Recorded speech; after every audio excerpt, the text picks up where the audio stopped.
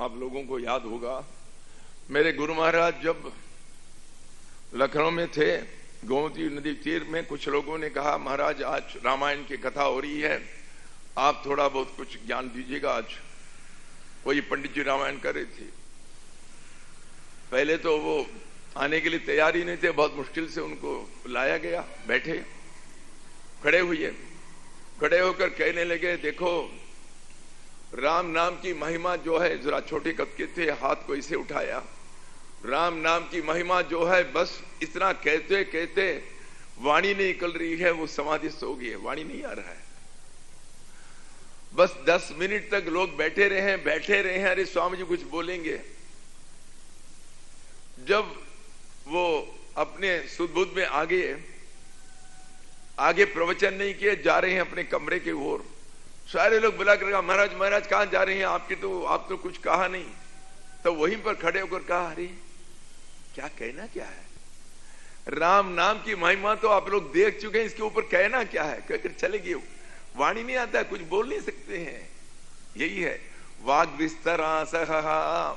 एक समय आएगा आप रो सकते हैं, बैठ सकते हैं, ध्यान कर सकते हैं, पर मुख से कोई आएगा ही नहीं। वो दूसरी स्टेज है, वाग विस्तरा सहा। अब तीसरी स्टेज जो है, अथ चिंता सघस्तस्मात्। तीसरी स्टेज यही है कि आप कोई विचार नहीं करते, मन भी नहीं चलता। पहले जो है शरीर नहीं चला, आप दूसरा स्टेज आया तब ये वाणी नहीं चली। अब तीसरी स्टेज जब मन भी खत्म हो गया, मन नहीं चल रहा, उसमें कोई विचार ना रहे, 3 घंटे बैठे रहे, मैं ध्यान कर रहा हूं, अरे मुझे ईश्वर के पास पहुंचना है, मुझे मोक्ष चाहिए, कोई आशा कुछ नहीं है, मन में कोई चाक नहीं है, कुछ नहीं, मन बिल्कुल खाली, कोई चिंता नहीं कर सकते किसी चिंतन। यहां पर चिंता का मतलब ये चिंता नहीं है जो हम लोग करते हैं बेचैनी से, वो नहीं। भगवान का कोई चिंतन नहीं कर सकते, कोई विचार ही नहीं आ रहा अंदर, कोई एक विचार नहीं आ रहा है। घंटे भर बैठो, 3 घंटे भर बैठो। भगवान रमन विरूपाक्ष गुहा में बैठे थे, साधना करते रहे। शेषाद्रि स्वामी एक थे, बिल्कुल उस आश्रम के बिल्कुल पास ही वो रहते थे।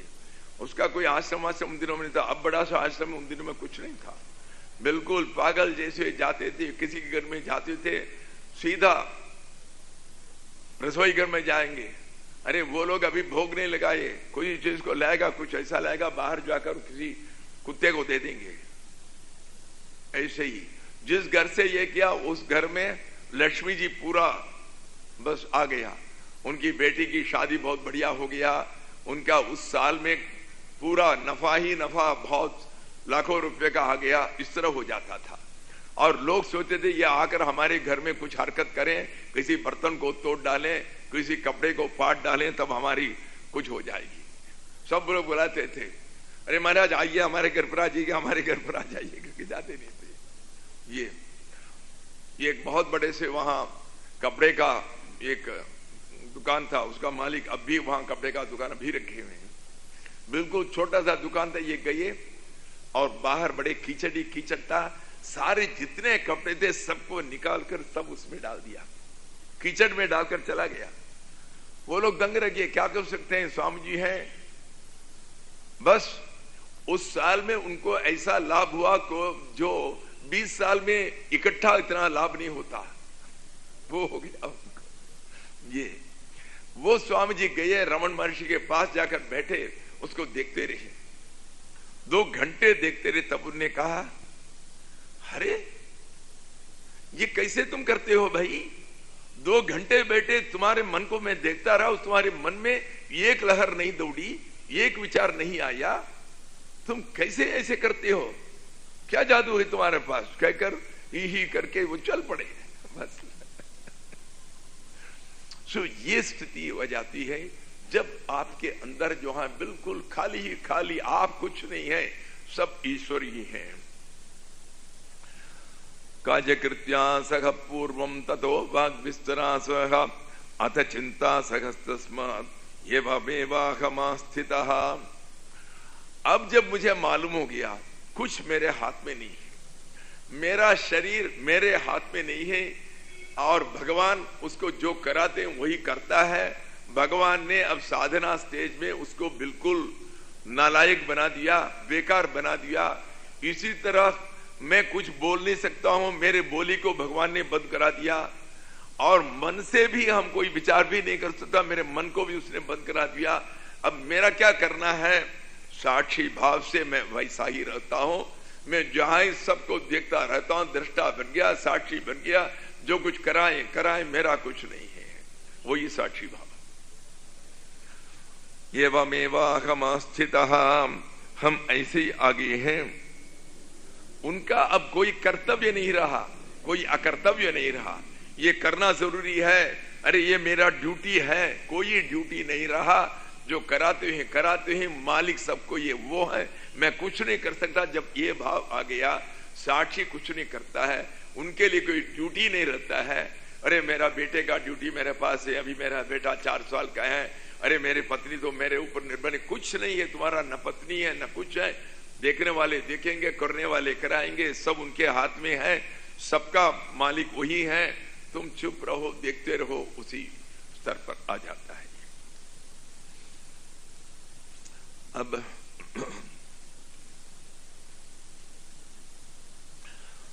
अचिंत्यम चिंतमानोपि चिंता रूपम भजत्यसौ त्यक्त्वा तद्भावनम तस्मात् एवमेवाहमास्थितः। अब साधना करते करते ऐसे स्तर पर आ गए, अब हम ध्यान भी नहीं कर सकते बैठकर, क्योंकि ध्यान किसका करें? आखिर में जो भगवान है, उस भगवान का तो आप चिंतन ही नहीं कर सकते हैं। वो मन से परे हैं, वाणी से परे हैं, कल्पना से परे हैं। अब कैसे पकड़े? वो तो आपकी पकड़ में आने वाले नहीं हैं। आपके पास जितने इंद्रिय हैं सबसे परे हैं। न आंख उसको देख सकता है, न कान उनको सुन सकता है, न हाथ उनको पकड़ सकता है। अब क्या करें क्या? वो तो बिल्कुल चिंता के बाहर हैं, चिंतन के बाहर हैं, मन के बाहर हैं। उसकी कोई कल्पना भी नहीं कर सकते। अरे भगवान कैसे होगे करके, जिसको आपने देखा नहीं कैसे कल्पना कर सकते हैं बताइए? जिसने देखो, एक बहुत बड़ा सा कुआं था, उस कुआं में जन्म जन्म से एक मेंढक रहता था। तब एक दिन एक मेंढक आया, इसने पूछा तुम कहां से आ रहे हो? मतलब समुद्र से। समुद्र क्या चीज होती है? समुद्र ऐसा ही है भैया, बहुत बड़ा होता है। कितना बड़ा होगा? इतना बड़ा नहीं, बहुत बड़ा। अब इतना बड़ा नहीं। तब वो और कहा, वो बस फट गया, वो मर गया, इतना ही है। अरे ये तो कूप मंडूक है, इसकी जितना भी कहो, समुद्र का कहां से कल्पना आएगी? जिस चीज को तुमने कभी देखा ही नहीं, उसकी कल्पना हो ही नहीं सकती। यही है। इसीलिए अचिंत्यम, वो चिंतन के बाहर है, विचार के बाहर हैं, मन के बाहर हैं। यदि आप उस भगवान का चिंतन करते करते मेडिटेशन करते हैं, तब चिंतन करने वाले तो आप हैं। जब तक आप हैं, पहले ही कल ही कह चुका था, जब तक आप हैं तब मोक्ष नहीं आएगा। जब आप लुप्त हो जाएं, आप खत्म हो जाएं, आप हट जाएं, तब मोक्ष ही मोक्ष, तब जो है वही है। इसीलिए अचिंत्यम चिंतमानोपि, अब संसारी और त्यागी दोनों में कोई फर्क नहीं। संसारी क्या करता है? धन की चिंता करते रहता है। अरे हम धन और मिले, धन और मिले, हम करोड़पति बन जाएं, 10 करोड़पति बन जाएं। अब ये स्वामी जी जो है, ये भी चिंता करते रहते हैं मन से, मुझे मोक्ष मिल जाए, मुझे भगवान मिल जाए, भगवान की चिंता करते रहते हैं। या ये परलोक की चिंता करते हैं, ये इहलोक की चिंता करते हैं। परलोक का धन भगवान है, इहलोक का धन पैसा है।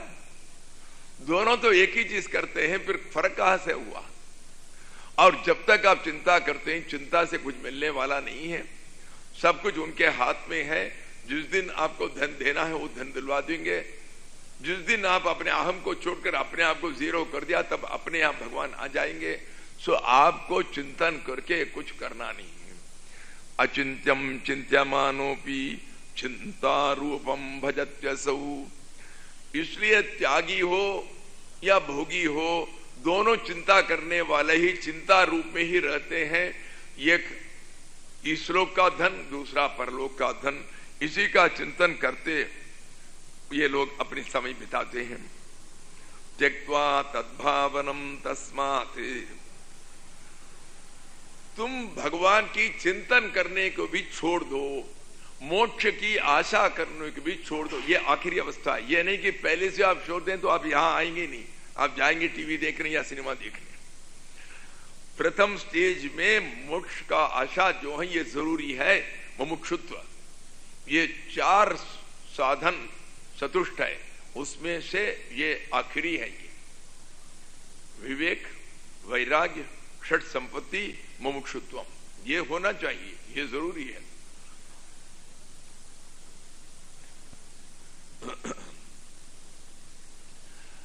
अचिंत्यम चिंत्यमानोपि चिंता रूपम भजत्यसौ त्यक्त्वा तद्भावनम तस्मात् यवमेवाहमस्थितः। इसीलिए ये सब चिंतन करना ही मैंने छोड़ दिया। ऐसे ही साक्षी होकर बैठा, जो कुछ चलता है चलने दो, दुनिया से कोई मेरा संबंध नहीं है, दुनिया से कोई जोड़ नहीं, दुनिया से तो हमारा कुछ नहीं हुआ। भगवान से मन को नहीं छोड़ा, क्योंकि मन को फिर अभी खाली किया और उसमें भगवान रखा, दोनों बराबर ही है। मन को बिल्कुल खाली करो, वही तो भगवान है। जब तक मन में कुछ रखते हो, भगवान को रखो, किसी को भी रखो, तब तक भगवान नहीं पाएंगे कि रखने वाला आप। जब तक आप हैं तब भगवान कह रहे यही चलाते हैं अपना, मुझे क्या जाना है।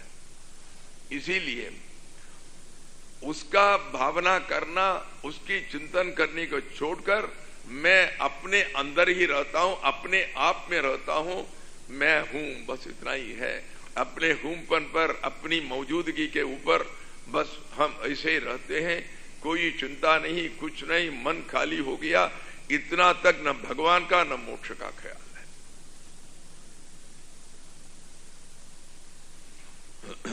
अब ये 12 अध्याय में यही एक श्लोक बहुत बढ़िया है, और इसके बाद एक फर्स्ट क्लास श्लोक है 13 अध्याय में। 13 अध्याय में अब जनक जी कहते हैं, अकिंचन भवम स्वास्थ्यम कौपीनत्वेपि दुर्लभम त्यागादाने विघायास्मात् अहमासे यथा सुखम। कहते हैं तुम अकिंचन भाव में रहो। अकिंचन भाव मतलब मेरे पास कुछ नहीं है, मैं कुछ नहीं हूं, ये 2 रख लो। 3 मंत्र हैं वैसे ही। एक है मैं कुछ नहीं हूं, मेरा कुछ नहीं है, सब कुछ आप है। बस ये 3 मंत्र को सवेर से शाम तक याद करते आए, वो पहुंच जाएंगे। ये केवल रटने का नहीं, अपने जो कुछ है हर चीज में। कोई आया, मेरे पांव के ऊपर अपना बूट्स वो रख दिया, बहुत व्यथा हुई, तुरंत मारा, तब क्या मैं कुछ नहीं हूं? कहां हुआ? जब तुम कुछ नहीं हो उसके ऊपर कुछ भी डालो, तुम क्यों फिर गुस्से में आते हो? इसलिए अपने प्रैक्टिस में, व्यवहार में इसको रखो, मैं कुछ नहीं हूं। कोई आकर आपके ऊपर कूड़ा कच्चा डाला, कोई आकर आपको गाली दिया, कोई मारा पीटा, चुप रहो, वो अकिंचन।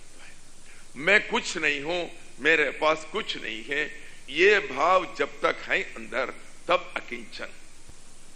अकिंचन दोनों अर्थ में है। मैं कुछ नहीं हूं, मेरा कुछ नहीं है, ये दोनों होनी चाहिए।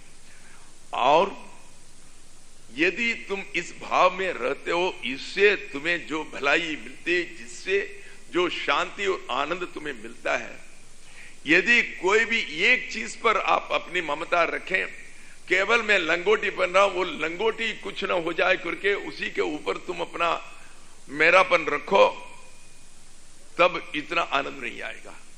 कहो कि मेरे पास तो कुछ नहीं, केवल लंगोटी है, तब भी नहीं। लंगोटी भले ही रहे, परंतु उसको अपना न समझिए। अपना कुछ नहीं है, लंगोटी तक मेरा नहीं है, रहना हो तो रहो, चलना हो तो चलो, मुझे कोई बात नहीं। ये है। एक स्वामी जी थे, वो किसी दिन रात को किसी एक बहुत बड़े रईस, एक बिजनेसमैन के घर पर जाकर, एक व्यापारी के घर पर रहे। रात को सारे घर आग लग गई, सारे लोग भागकर बाहर आए, इनको भी हाथ पकड़कर ले आए घर के मालिक। ये बाहर आता ही ये हाय हाय करने लगा, ये अंदर जाने लगा। तो मालिक ने कहा क्या बात है? अरे महाराज, मेरे पास तो 2 ही लंगोटी, कल का लंगोटी अंदर रह गया।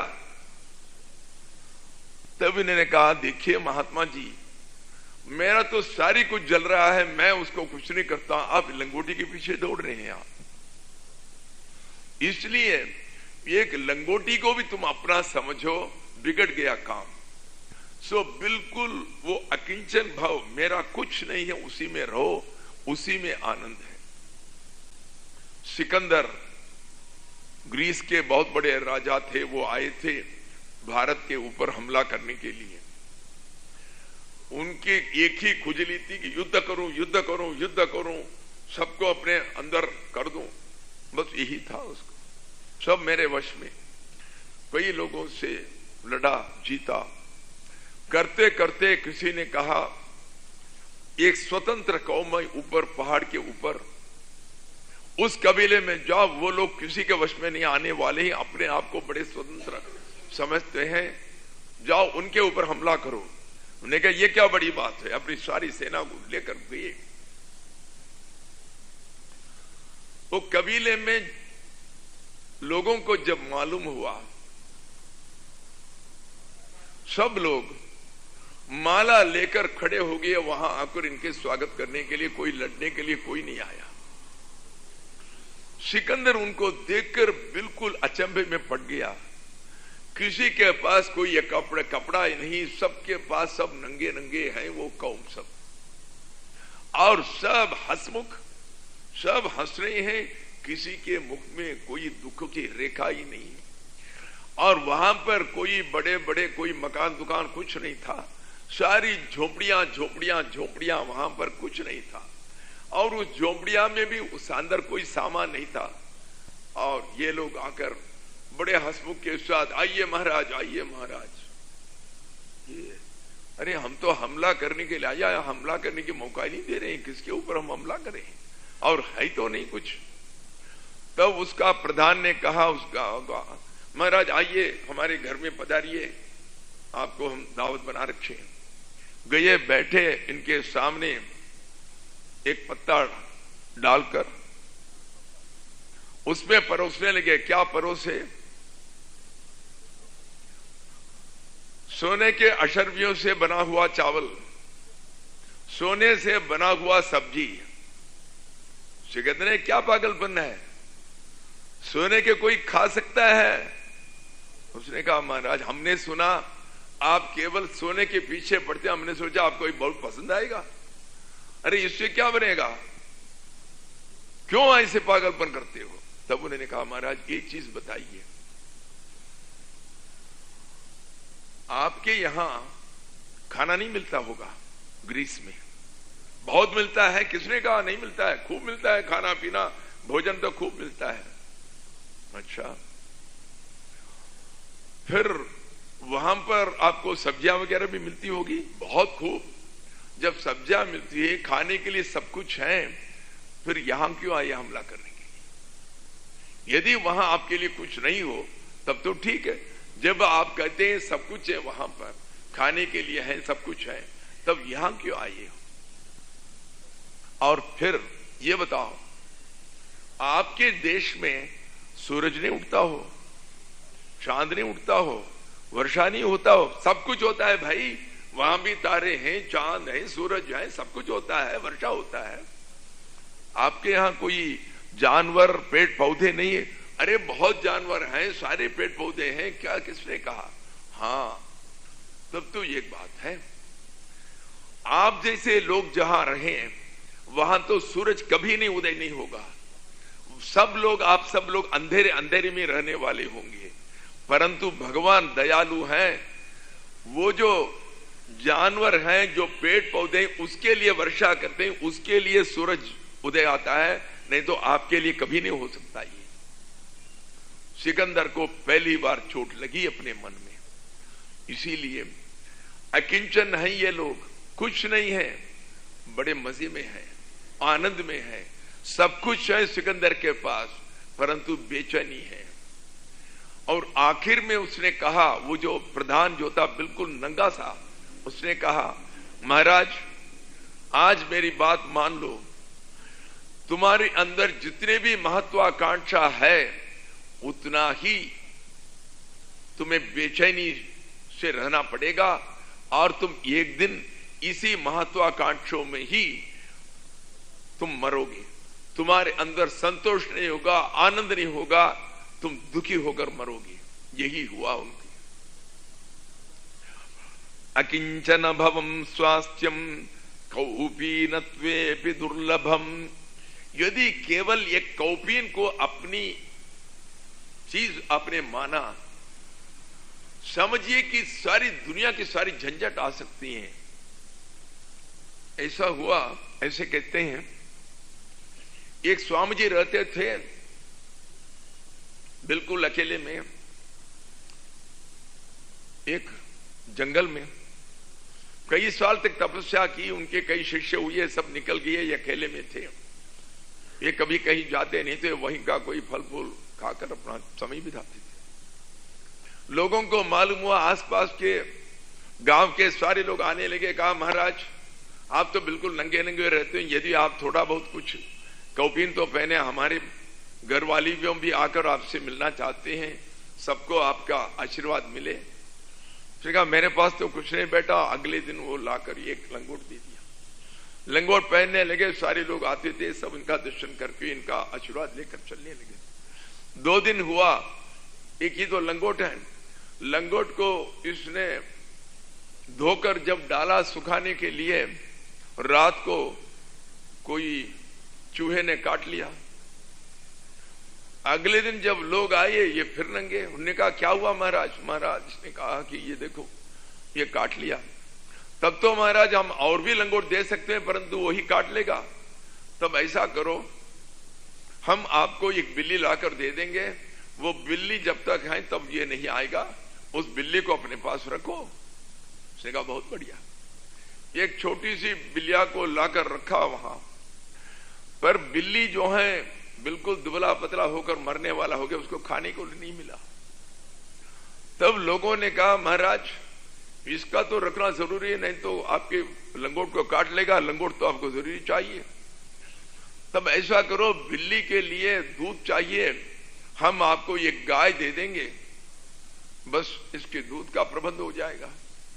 उन लोगों ने लाकर ये गाय दे दिया, परंतु महाराज को तो दुहाना नहीं आता है, तब कैसे उससे दूध कैसे निकालें? तब लोगों ने कहा महाराज हम एक बेटे को यहां भेज देंगे, वो यहीं रहेगा, आपका ये काम करेगा, आपकी और भी शुश्रूषा करेगा, बिल्कुल बढ़िया। और इस लंगोटी को बचाने के लिए एक बिल्ली आ गया, एक गाय आ गया, अब एक लड़का आ गया। अब ये लड़के रोज दूध तो देते थे, अब स्वामी जी को भी दूध हो गया। वो एक दिन कहने लगा महाराज हम तो शादी करने वाले हैं, मेरी बीवी भी यहीं आ जाएगी। उसने कहा चलो यहाँ एक झोंपड़ी बना लो अपना। तो आश्रम में एक झोंपड़ी बना ली और वो आ गया। बस एक साल में उसको जुड़वा बच्चा होता था, 3 साल में उसको 6 बच्चे हो गए। बच्चे इधर उधर दौड़ रहे हैं, शोर मच रहे हैं। ये आश्रम हो गया। अब आश्रम तो संसारी लोगों का हो गया। केवल इतना ही नहीं, उसने कहा महाराज हमारा ये बड़ा है, हम केवल दुख कर इसी में कैसे हम जीवन गुजारा करें, हम लोगों को थोड़ा सा खेती लाकर दे दो यहीं पास में। और भक्त लोगों ने कहा चलो, वहां पर कुछ जमीन वहीं पर खरीदा और स्वामी जी के नाम पर कर दिया। अब स्वामी जी अब जमीन वाले हो गए, जमींदार हो गए। अब एक दिन सरकार से इनको नोटिस आया, तुमने जमीन रखा है 4 सालों से 3 सालों से, तुमने इसका कर नहीं चुकाया, टैक्स नहीं दिया, आ जाओ हमारे साथ फलाना दिन पेश हो जाओ। स्वामी जी को कुछ नहीं मालूम, उस नोटिस को लेकर कोर्ट जाने लगे उनका पुराना शिष्य मिला, स्वामी जी आप क्या कर रहे हैं? क्या करूं भैया, ये सब मेरी लंगोटी के फैला भाई, देखो ये कौपीनार्थमयम संसार, ये एक लंगोटी को बचाने के लिए इतनी बड़ी संसार हो गया। देख ये 6 बच्चे, 6 देखो वो मियाँ बीबी, देखो मैं अब कोर्ट जा रहा हूं, पता नहीं ये क्या क्या मुझसे। उन्होंने कहा अरे महाराज मैं तो आपका शिष्य हूं, आप वापस मत जाइए, आ जाइए, दूसरा जंगल है वहां जाकर आप करिए, आप इस झंझट में मत पड़िए। सो ये कौपीनत्वे भी दुर्लभम, आप बिल्कुल कुछ नहीं का मतलब कुछ नहीं होनी चाहिए, इतना सा भी अपने पास रखें, गड़बड़ हो गया। इसीलिए वो कहते हैं जो बिल्कुल अकिंचन होने से, बिल्कुल दरिद्र होने से, बिल्कुल मैं कुछ नहीं हूं, मेरा कुछ नहीं हूं, इस भाव में रहने से जो आनंद मिलेगा, जो शांति मिलेगी, वो यदि एक लंगोटी के ऊपर भी वो अपनापन रखोगे वो नहीं आएगा। त्यागादाने विहायास्मात् अहमासे यथा सुखम। इसलिए अब किसी चीज का त्याग मत करो, किसी चीज का ग्रहण मत करो। तुम कुछ नहीं करने वाले हो, मैं तो कुछ नहीं हूं, करने वाले वो हैं। इसीलिए आदान और त्याग, ग्रहण करना, किसी चीज को त्यागना, दोनों तुम्हारा नहीं। जो आया आया, जो गया गया। तुम किसी के ऊपर हीरा भी आ जाए, पैसा भी आ जाए, तुम फिक्र मत करो। और पैसा गया, हीरा गया, घर उजड़ा, सारी जल गई है, लंगोटी तक, कोई बात नहीं, छोड़ो। इस तरह रहना पड़ेगा। कबीर जी महाराज, उनका एक बेटा था कमाल, वो बिल्कुल कमाल था, और लोगों को यह पसंद नहीं था कि कमाल इनके उत्तराधिकारी बने। तो इनके शिष्यों के अंदर ईर्ष्या होगी, वो चाहते थे कि इनको पिताजी से अलग कर दें। सो सारे लोग जाकर कबीर जी से कहने लगे, महाराज आपका बेटा आपका बदनाम करने वाला है, उसका मोह पैसे के ऊपर बहुत है। कल देखिए एक आदमी 1000 रुपये लाए, आपके पास देने लगे, आपने कहा मुझे नहीं चाहिए, तुम ले जाओ। जब बाहर जा रहा था, कमाल बैठा था, उसको पूछा अरे क्या बात है, कहां जा रहे हो? उसने कहा महाराज 1000 रुपया ले आए, आपके पिताजी ले नहीं रहे, हम ले जा रहे हैं। अरे क्या ले जा रहे हो? जिस थैली को लाए हो उसी को क्या लेकर जा रहे, यही डाल दो करके उसने ले लिया। सो महाराज इससे आपका बदनाम हो जाएगा, लोग कहेंगे देखो कबीर का बेटा। और ये अपने आप कहते हैं नहीं नहीं, अपने बेटे से ये सारी ले लेते हैं, बेटे के द्वारा। तब कबीर ने कहा बिल्कुल ठीक है, इसको अलग कर दिया। इसको कहा कि तुम दूसरी झोंपड़ी में रहो, उसका दूसरी झोंपड़ी बना दी, दूसरी झोंपड़ी बना दिया। अब इनके शिष्य लोग खुश, ये तो ईर्ष्यावश से किए थे। एक दिन एक राजा आया, राजा कबीर के पास जाकर सत्संग किया, उसको कमाल के ऊपर भी बहुत प्रेम था। पूछा कमाल का? उसने कहा वो तो दूसरी झोंपड़ी में रहता है। इनके पास लोगों ने कहा महाराज ये तो बहुत पैसा लेने वाला है, इसलिए उनको भेजा, परंतु इनको यकीन नहीं आया। उसने कहा कमाल ऐसा लड़का नहीं है, मैं देख लूंगा। ये गए कमाल के पास, कमाल के पास गए, थोड़ी देर बात की, फिर उसने कहा एक बड़ा सा हीरा निकाला। ऐसा हीरा दुनिया में इतना बड़ा कहीं नहीं मिल सकता, अपने पास था, उसको निकालकर कमाल को देने लगा। कमाल को कहा महाराज इस हीरो को मैं क्या करूं? कमाल ने कहा इसको यहीं डालकर जाओ। तब मैंने कहा देख इसके अंदर आशा है, कहता है यही डालकर जाओ। तब मैंने कहा यही माने कहां डाल दूं? फिर पूछा, वो कहेंगे मेरे हाथ में डाल दो। उसने कहा देख हीरा जो है पत्थर ही है, अरे पत्थर को इधर डालो उधर डालो उधर डालो, सब एक ही है। जब उसका कोई वैल्यू नहीं, इसकी जो मूल्य तुम्हारे कल्पना में है, तुमने हीरे को बहुत बड़ी समझा। क्या देवलोक में जाकर वो हीरे को मानते हैं, भगवान ने हीरो को हीरा मानते हैं। अरे यहां तो कंकड़ रहा, तुम लोग अपनी कल्पना से किसी को सोना का, किसी को चांदी का, किसी को कहा ये चांदी जो है सोने से कम दाम का है। किसने कहा? यदि तुम अपनी कल्पना से चांदी को ऊपर बना दिया और सोने को नीचे बना दिया, तब चांदी का दाम ज्यादा। ये सब तुमने किया, तुम्हारी कल्पना है, ये कोई भगवान ने थोड़ी किया। भगवान ने कभी नहीं कहा ये सोना बहुत वैल्यू है, हीरा उससे भी ज्यादा है। भगवान ने तो कुछ नहीं कहा। ये सब तुम्हारी अपनी कल्पना है, इसको कहीं भी छोड़ो, ये तो मिट्टी है, कहीं भी छोड़ो जाओ। तब उन्होंने उसी झोपड़ी में इस कोने में डालकर चला गया। उसने कहा हमारे जाते ही कमल उसको लेकर अपने पास रखेगा, देखा जाए। 10 दिन के बाद राजा आया, तब कमाल से पूछा, कमाल जी उस दिन मैंने एक हीरा छोड़कर गया, पता है कहां है? उसने कहा देखो दुनिया में कोई हीरा होता ही नहीं, सारी मिट्टी मिट्टी है, सारे पत्थर ही पत्थर है। तब ने कहा महाराज उसको पत्थर ही समझो, मैं उस दिन एक पत्थर तो यहां डालकर गया, कहां है देख। यदि यहां तो कई लोग आते जाते हैं, यदि कोई नहीं उठा लिया होता तो तुम जहां छोड़ दिया वहीं तो रहेगा। ये जाकर उस कोने में देखा, वहीं पड़ा रहा 10 दिन के बाद। तब इन्होंने उसको नमस्कार किया, कमाल को नमस्कार किया।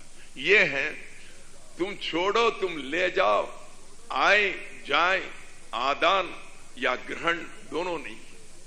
ये उसने ये नहीं कहा मुझे दे दो, ग्रहण नहीं था। इसमें छोड़ने की बात ही नहीं है, जहां वो डाला वहां रहा। इसमें छोड़ने की कहां की बात, जब मैंने लिया ही नहीं तब छोड़ने की बात ही नहीं, रहा वहीं पर।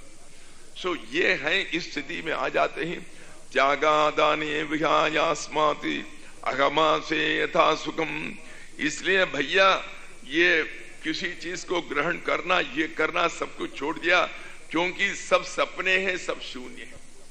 सपने की कोई चीज आया, उसको क्या ग्रहण करना, क्या स्वीकार करना, सपने की चीज को छोड़ना कहा।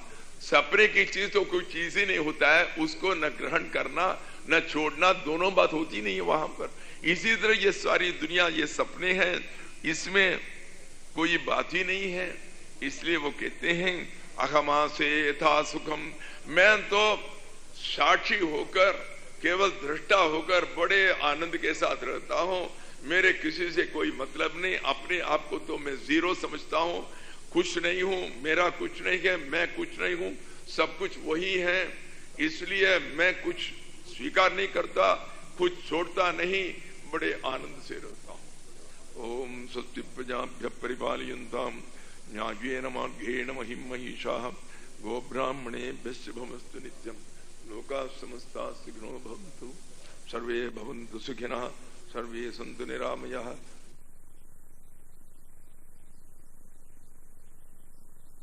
सर्वे सन्तु निरामयाः, सर्वे भद्राणि पश्यन्तु, मा कश्चित् दुःखभाग् भवेत्। ओम नमो भगवते वासुदेवाय। नारायण नारायण नारायण नारायण।